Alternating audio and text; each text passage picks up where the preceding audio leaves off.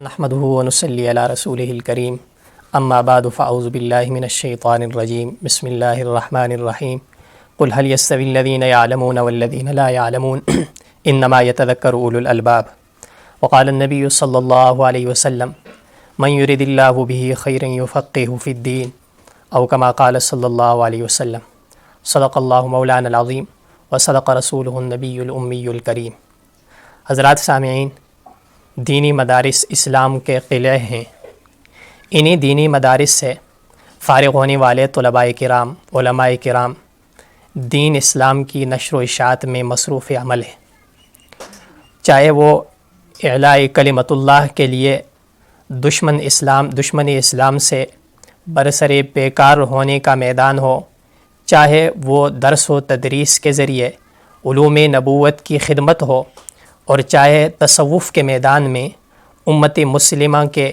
اصلاح کی بات ہو، چاہے وہ دعوت و تبلیغ کے میدان میں امت مسلمہ کی فکر کا راستہ ہو، ہر میدان میں اللہ جل شانہ نے ان دینی مدارس سے تیار اور اس پیدا ہونے والے افراد سے خدمت اللہ تعالیٰ نے لی ہے۔ دراصل بر صغیر میں سر سید احمد خان نے ایک سلسلے کی ایک فکر کی بنیاد رکھی تھی، اور اس فکر کا مقصد یہ تھا، ایسے افراد تیار کرنا اس کا مقصد تھا کہ جو رنگ اور نسل کے لحاظ سے ہندوستانی ہوں اور دل و دماغ کے لحاظ سے انگلستانی ہوں، تو اللہ جل شانہ نے اس کے مقابلے میں علوم نبوت کا وہ چشمہ جاری فرما دیا جسے دنیا آج دیوبند کے نام سے جانتی ہے، اور اس دیوبند اور اس مرکزی نبوت کا مقصد ایسے افراد کو تیار کرنا تھا جو رنگ و نسل کے لحاظ سے ہندوستانی ہوں لیکن دل و دماغ کے لحاظ سے اسلامی ہوں۔ ایسے افراد تیار کرنا اس مرکز کا مقصد تھا۔ اللہ جل شانہ نے اس مرکز سے پوری امت میں فیض کو جاری فرما دیا، اور پوری امت اس زمین کے طول و عرض میں اللہ جل شانہ نے اس دیوبند کے فیض کو عام فرما دیا ہے۔ تو اسی سلسلے کی ایک کڑی ہمارا مدرسہ عبداللہ بن مسعود مدنی مسجد راولپنڈی بھی ہے، جس کی بنیاد سن 2017 میں تلمیذ رشید حضرت مولانا رسول خان صاحب ہزاروی نور اللہ مرقدہ اور حضرت شیخ الحدیث و تفسیر حضرت مولانا محمد ادریس کاندیلوی صاحب نور اللہ مرقدہ، ان کے شاگرد رشید شیخ الحدیث حضرت مولانا شیخ عبدالرؤوف صاحب رحمہ اللہ تعالی، ان کے دست مبارک سے اس مدرسے کی بنیاد رکھی گئی، اور اس مدرسے کے بانی استاد العلماء حضرت اقدس حضرت مولانا ظہیر اللہ صاحب دامت برکاتہم ہیں۔ اور اس مدرسے کا تعلیمی الحاق ملک کے پاکستان کے سب سے بڑے بورڈ اور منظم بورڈ وفاق المدارس عربیہ پاکستان سے ہے، اور اس مدرسے میں مختلف شعبہ جات ہیں جو کہ دین کی خدمت میں مصروف عمل ہیں۔ پہلا شعبہ حفظ کا ہے۔ حفظ میں غیر رہائشی طلباء کرام تعلیم حاصل کرتے ہیں، اور اس شعبے میں طلباء کی تعداد تقریباً 40 کے قریب ہے۔ اور دوسرا شعبہ ناظرہ کا ہے، اور محلے کے کئی بچے 100 کے قریب بچے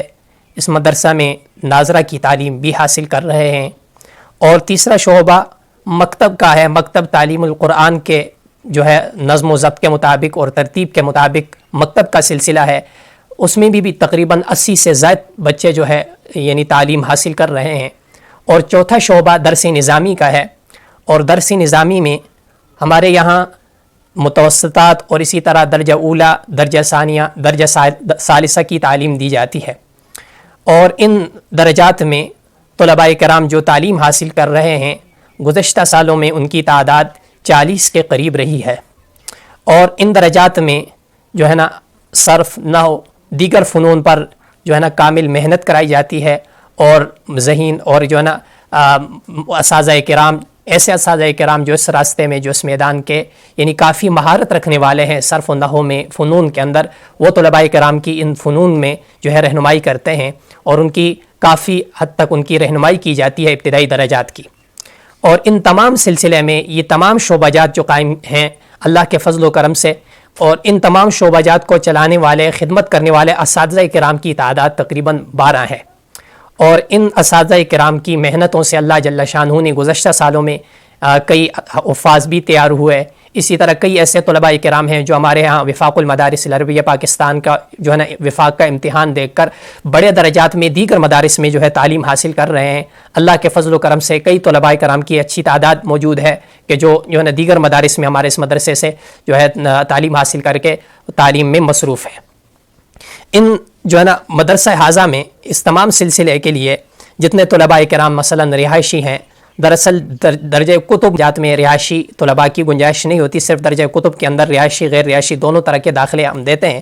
تو ان تمام طلباء کرام کی کفالت اور بما تمام ضروریات کھانے پینے اور تمام تر دیگر ضروریات، اور اسی طرح اساتذہ کرام کی تنخواہیں اور اساتذہ کرام کی تمام تر ضروریات اور مدرسہ کی تمام ضروریات، یہ ساری صورتحال ساری چیزیں مدرسہ حاضہ ہی کے ذریعے جو ہے نا پوری کی جاتی ہیں. مدرسہ ہی ان تمام چیزوں کا کفیل ہے. تو مخیر حضرات کے تعاون سے، جو حضرات اللہ کے فضل و کرم سے تعاون کر رہے ہیں، ان کے تعاون اور نیک لوگوں کی دعاؤں سے اللہ جل شانہ نے یہ سلسلہ جاری فرمایا ہے. اب ہم مزید بھی مخلص مسلمانوں سے یہی جو ہے نا توقع رکھتے ہیں کہ وہ دعا بھی فرمائیں گے، اور جو مخیر حضرات ہیں صاحب استطاعت ہیں وہ اس کار خیر میں حصہ لے کر جو ہے دنیا آخرت میں کار خیر کا حصہ بنیں گے، اور دنیا آخرت میں وہ اجر سے ممنون ہوں گے. تو اللہ جل شانہ ان دینی مدارس کو قیامت کی صبح تک قائم اور دائم رکھے، اور ہمیں اس ان دینی مدارس کی خدمت کے لیے اللہ تعالیٰ قبولیت عطا فرمائے. جزاک اللہ تعالیٰ خیرہ. السلام علیکم ورحمۃ اللہ وبرکاتہ.